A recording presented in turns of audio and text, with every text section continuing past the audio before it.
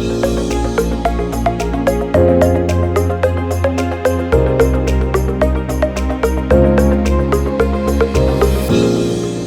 this is Dr. Scott Young, and today we're going to talk about the Nisara basics. So I'm testing a new piece of software, so bear with me as we go through this, okay? But I want to show you through a PowerPoint that I developed for a small group of people. I want to show you how this sets up, and I was trying to kind of give an overview process. So it's not going to explain everything, but it does kind of give you an idea of what's happening. I want to share with you a little bit about who I am, why we're here, where we're going. So it kind of addresses a couple things. It relates to the political sphere. It relates to the Bible. And it also relates to the money. And you're going, God, that is a broad topic. It is. It really is. Okay. So as we go through this, it will make much more sense with that. Okay. So I'm going to adjust the screen just a little bit. So Nisara Basics. And if you want to find me, you can come to drscottyoung.com. You can also go to Telegram at t.me/Dr. Scott Nisara. Okay. So as we go through this, you can kind of see, and there, by the way, I have books on there. There's one over here called Revelations of the Red Pill. It'll help you kind of understand a little bit more about some of this stuff too. So all you want to do, you can do any kind of area. We have a ton of videos on YouTube as well, but this will be uploaded as well to YouTube with that. Okay. So let's kind of go over this just a hair. 2019 was kind of a foundational year for me. In 2019, I mean, our practice was just expanding like dramatic in areas. I mean, we were working like 100-hour weeks. And I mean, you know, we took over another practice. We were spending all of our time just trying to get her files into a workable order because it was a real mess. And that happens when you're pulling over another practice into your own.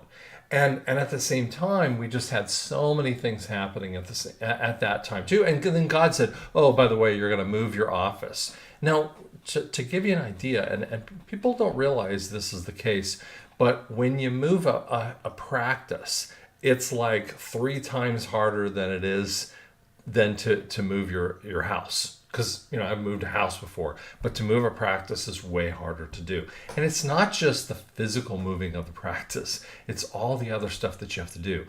I mean, you have to inform everyone and all the insurances and all the other locations to explain whether they can send that stuff to you. And I mean, it's just a huge, huge deal. Someday my wife's going to write a book on it. So anyway, so at the end of the year, you know, in 2019, I take my wife on a little trip. We had not gone anywhere in years and years and years. So we went to Hawaii for the first time in forever. And actually worked on a book. I really didn't. I mean, I stayed on ship a lot of the time. I just kind of wrote a book. That was my thing. So, you know, that's what I like doing.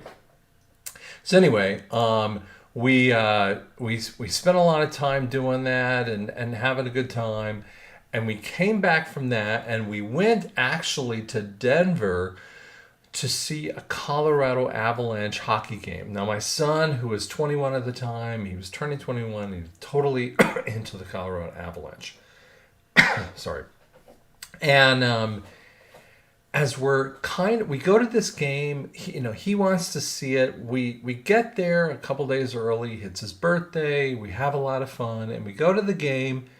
We leave a little bit early because they're losing in the third period, so we just kind of want to beat the crowd. And we come out of the game, get back to the hotel, watch a movie, and I'm on the couch because I roll over too much of the time. And something crazy happens at about 2 a.m. I wake up and I say, I don't feel good. And within 20 minutes, they can barely like get clothes on me to get me downstairs and out to the hospital that's only 20 minutes away. And the hospital staff are just chiding my wife, who's a nurse, like, why didn't you bring him in earlier? He's got a severe stroke. I'm like, what do you mean? I mean, I can tell that and I'm acting psychotic. And I'm going to show you a video here in a second about this, because it's foundational to what was happening, and it will kind of make more sense as we talk about that. But as this situation's unfolding in the hospital, I mean, they're putting a posy restraint on me because I'm like struggling against the IV. I rip out the IV, blood spurting everywhere. They said, he's got a severe stroke. Do you have a DNR, a do not resuscitate? My wife's going, yeah, but you don't even know what it is. Oh yeah, we do. The CAT scan will definitely show us. And every single one of the diagnostic statements come back negative. There are literally 40 pages of diagnostics that come back negative. There's so many different things that happened on 13 separate diagnoses. There were physicians who argued about my case over and over again. So I want to kind of show you what was actually happening on that next day here. Oops, sorry, clicking on the wrong screen. So this is me. I'm going to kind of collapse me down just a little bit here. Sorry, kind of back off here. Got to kind of slow. This is me on this Sunday, and I'll show you what I kind of looked like here. So it takes me a second. Hold on one second. This is the Sunday that day. This isn't as bad as I was, but it was pretty bad. Okay? Hold on one second. What's the problem? Gotcha. Okay, no, I got your hand. I got your hand here. What's up? What's going on football? Scott, football. You're okay. You're right. What'd you say? Less plank or more? Want more? Okay, here. Let me do that. On top? Okay. Here you go. Perfect. Yeah?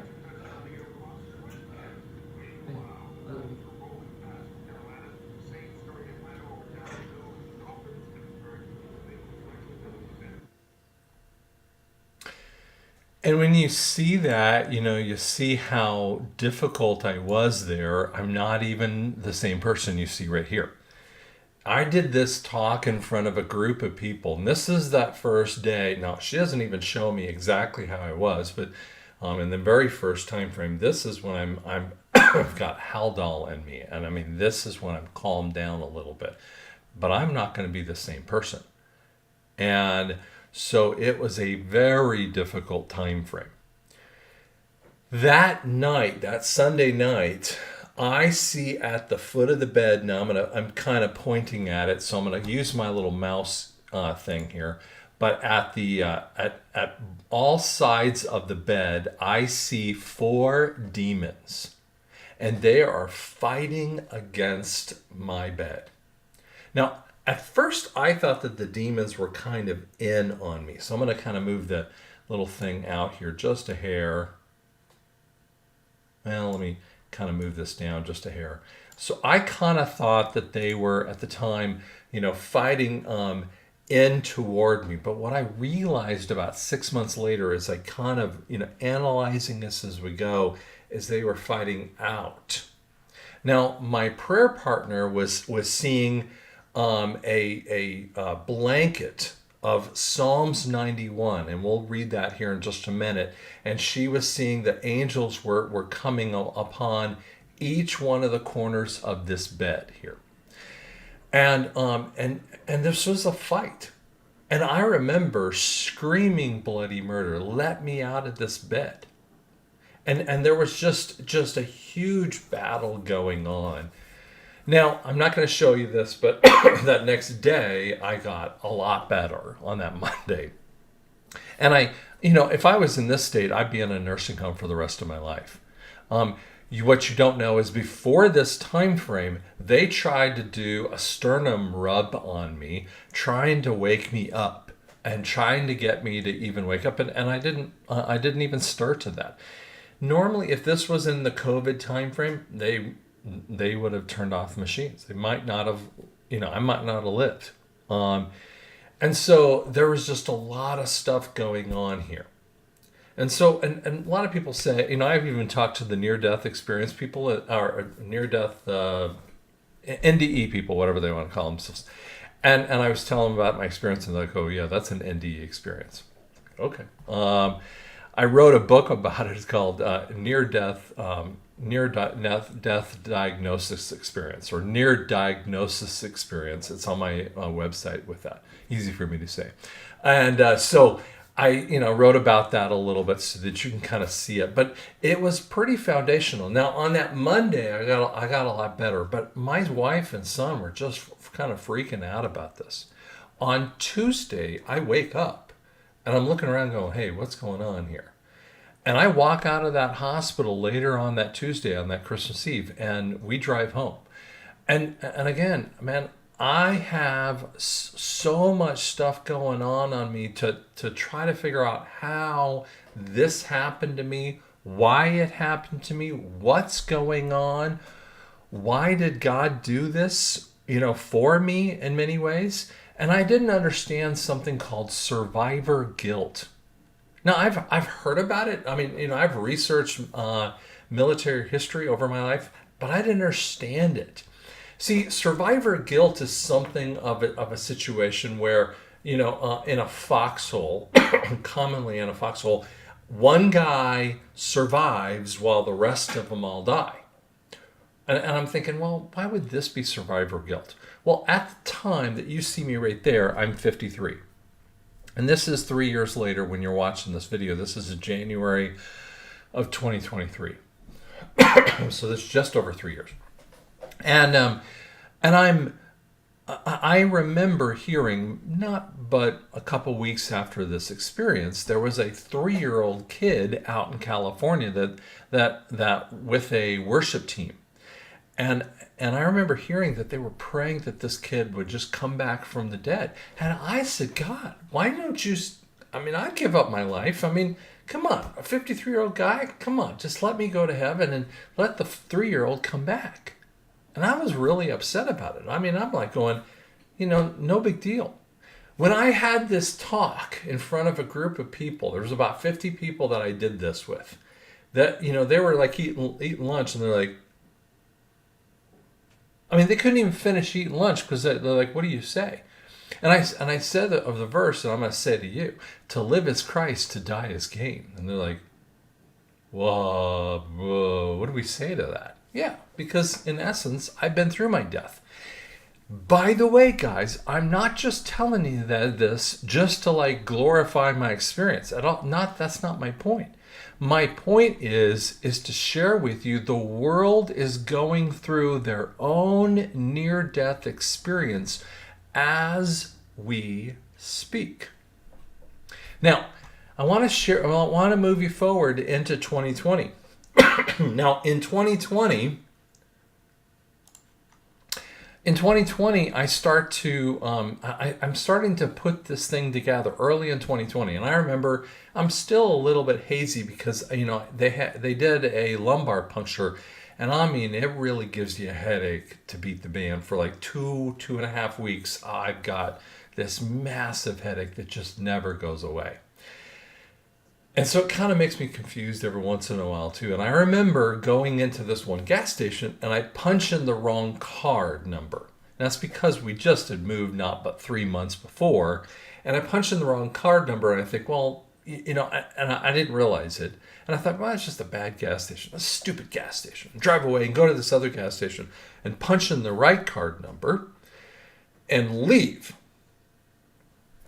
And I didn't even understand it. Now, as I started to understand what happened in 2020, I want to share with you, and God kind of brought this to light, that experience.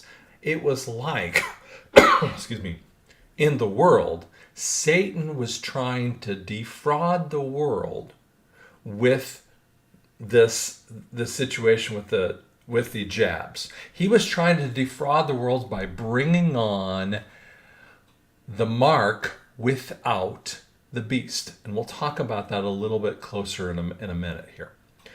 He's been trying to mess with the world in so many ways, and he has put together all the capital in the world, and God just said, no, you don't get to do it. Here's what I wanted to share with you. When we move forward just a little bit, so I'm going to kind of click forward in here. It kind of goes here.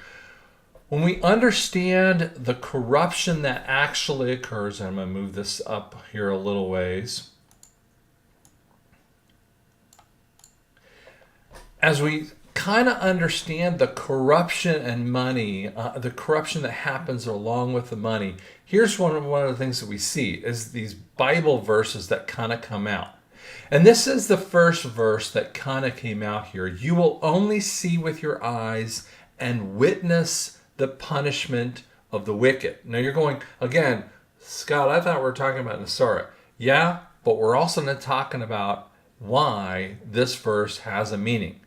Because again, we have this miracle healing that happens not but 3 months before all the crazy of COVID and everything else with the jab and everything else with the PPP loans come out. And let me tell you, this thing was super important and super coalescing together. You will only see with your eyes and witness the punishment of the wicked. Now, most people would think that this verse has something to do with end time issues. Now, if you're a person who believes in a tribulation period, which I do, okay, there are 650 verses that talk about a tribulation period. So there's a 7-year tribulation period. We have to talk about how the Bible is. Sorry, I'm gonna protect the 66 books of the Bible written by 40 authors. Don't even get into me with 777 books. I'm going to fight you all the way through, okay? But there are 66 books in here. In those 66 books, all of them have to be fulfilled. So this verse here, you might say, well, that would be the punishment of the wicked. So what is the punishment of the wicked? You'd think, well, wouldn't that be toward the end of the tribulation? That's where I would normally put that. But it says you'll only see with your eyes and witness. That's 4 separate wordings about looking at it. Now, if I were if I were an English teacher, which I used to be, I would have said, hey kid, go rewrite that verse again. Okay, that's in Psalms. That would be probably David writing that. And yet God wrote it, and he had a reason for giving it that much emphasis. You'll only see with your eyes and witness the punishment of the wicked. It's because he was trying to say, you're going to be there to witness it.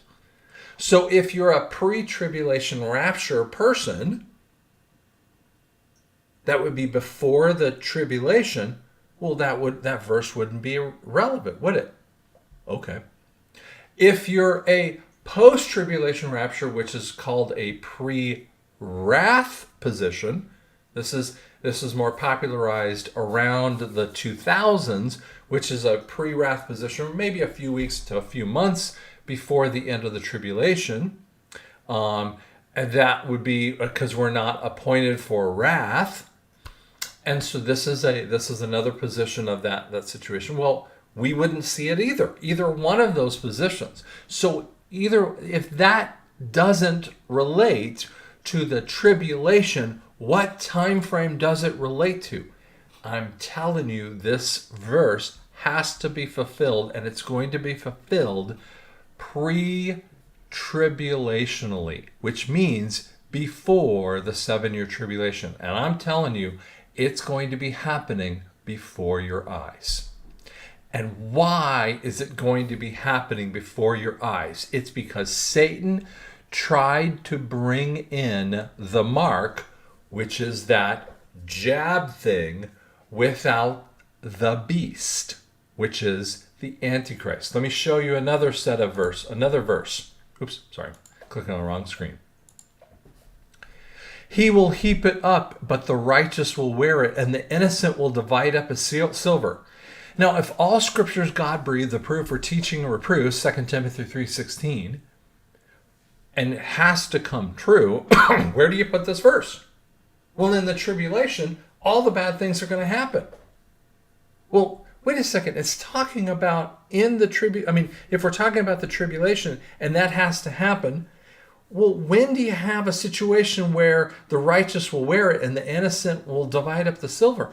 Wait a second. That's never happened in the history of the world. It's got to occur. That hasn't happened.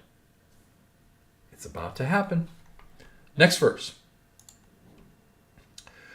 Whoever increases his wealth through excessive interest collects it for one who is kind to the poor. This is such a weird verse.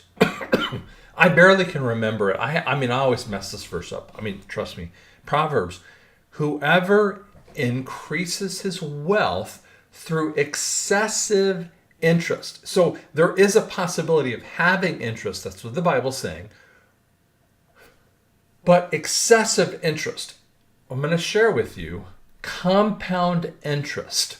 Now, if you pick up your calculator, and if you were to take your calculator and just type in 5% interest over a 5-year period of time, blah, blah, blah. You just were doing some type of interest, and you were coming up with an interest statement. You could actually calculate what interest is. But if you were to use your calculator, you'd have to have a lot tougher time calculating what compound interest is. So it's a lot deeper of a calculation. I don't even have the ability to do it. I have my iPad over there where I would pick it up, and I have this little calculation system that actually does that. But here's what it's saying. Those who collect that interest will not get to have it. They will give it to the one who is kind to the poor. Wait a second. When has that verse ever occurred? If all verses have to occur, this verse has to be fulfilled. It is not going to be fulfilled in the tribulation. And by the way, you think this is a tribulation verse. Oh, well, maybe it's a millennial reign verse. No, that has nothing to do with millennial reign. There's 100 reasons for that, and I don't want to get off on that. But about 100 reasons this can't be a millennial reign verse. Because in the millennial reign, all those evil people are already gone. But this verse hasn't happened yet. And it's not going to happen in the tribulation, so this has to happen for a time frame. Let me throw out another one for you, but I got to move my setup here. Sorry.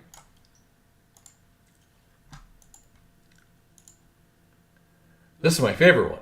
A good man leaves an inheritance to his grandchildren, but the sinner's wealth is stored up for the righteous. Now, there's another version that says, the wealth of the wicked is stored up for the righteous. The wealth of the wicked is stored up for the righteous. Now, you would think about any of the tycoons of any era, like the Rockefellers, like the Morgans.